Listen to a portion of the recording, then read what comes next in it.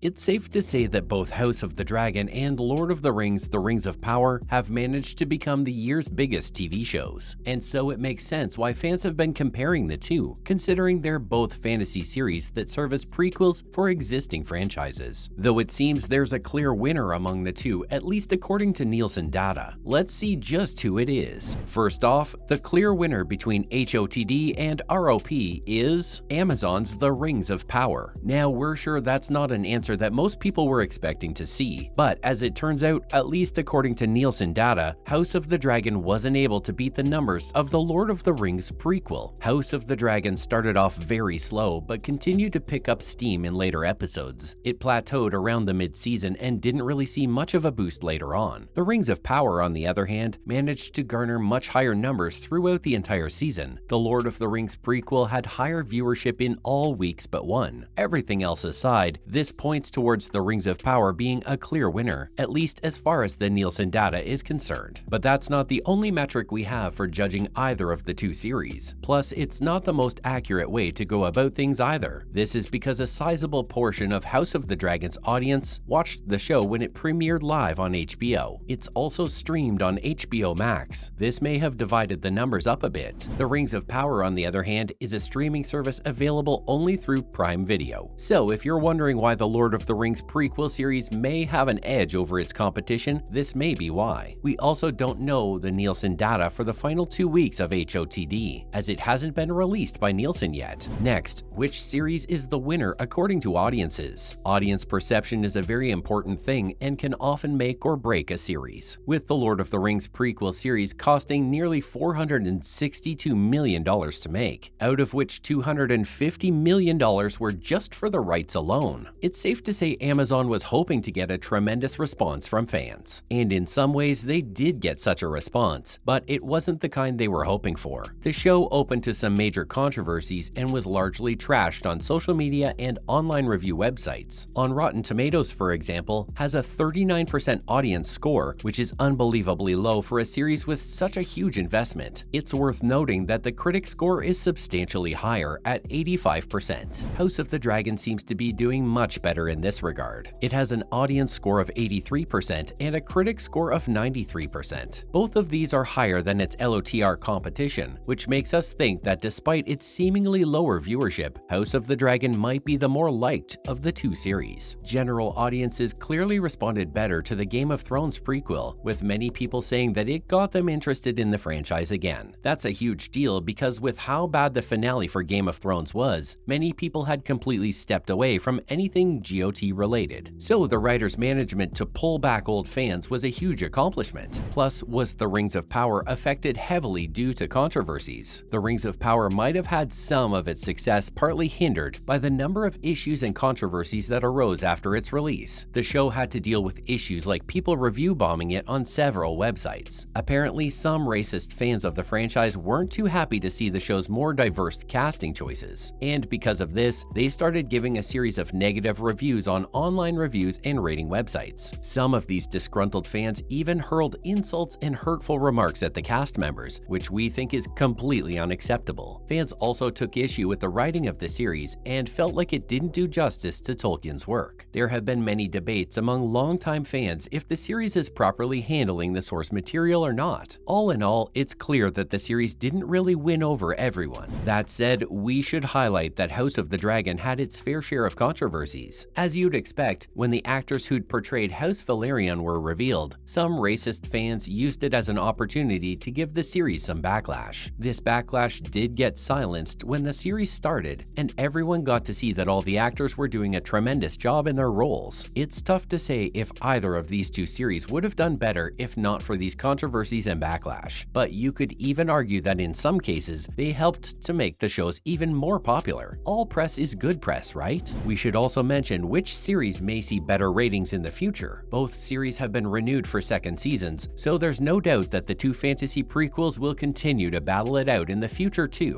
Out of the two though, we can't help but feel like one series is positioned for more success and better ratings in the future. And no, it's not the Rings of Power. The problem is that the LOTR prequel has a lot of weight on its shoulders. With a price tag as heavy as $400 million, you know that Amazon is trying to make their money back with the series. They're going to continue pumping more resources into the show until it's profitable for them. The fans weren't especially on board with season 1, so getting the majority of them to care for a second season might be tough, especially if it's just more of the same. House of the Dragon, though, ended on an amazing cliffhanger that left many of us wanting more. It's been getting a decent response from fans from the first episode, and despite some speed bumps in the first season, the finale had us hooked. The show's season is eagerly being anticipated by fans since the real story is just getting started. Because of this, we think House of the Dragon might be the series that ends up getting better ratings and reviews in its season 2. Though all of this depends on the quality of the writing and acting too. Let's also discuss the possibility of the White Walkers appearing in House of the Dragon. Moving on, will the White Walkers appear in House of the Dragon? Most Game of Thrones fans want to remove every single thought relating to the White Walkers from their mind. After all, the series' final season made a mockery of what was easily one of the scariest threats we've ever seen in a fantasy show. But House of the Dragon has been quite focused on Aegon's prophecy and the Song of Ice and Fire. This dream that Aegon had has been mentioned multiple times across the first season, and so we think there's a chance that we'll continue to see it be more relevant as the show progresses. We might even see the White Walkers appear in the prequel, although despite how cool it would be to see these things appear, the realistic answer is probably that we won't get to see them. At most, the series might give us hints and teasers about their existence, but outright seeing them is likely not going to happen. This is because the Fire and Blood book series, on which House of the Dragon is based, has no mention of these beings at all. Plus, finding a place for them in the middle of the Targaryen family drama seems like a writing problem that's almost too tough and messy to deal with. We do know that the show isn't afraid of deviating from the books, though, and they've already made some changes to the book content in just the first season. So who knows? Maybe we might just get a glimpse at them later on in the series. Finally, could the upcoming Jon Snow sequel series fix Aegon's prophecy? Aegon's dream is probably the most important prophecy in all of Game of Thrones. It's quite literally what the book series is named after, a Song of Ice and Fire. And so fans were hoping to see it get incorporated into the series finale somehow. It was expected that Jon, with help from Dany, would be the one to take on the Night King and save the realm from the coming darkness. But as it turned out, this honor was given to Arya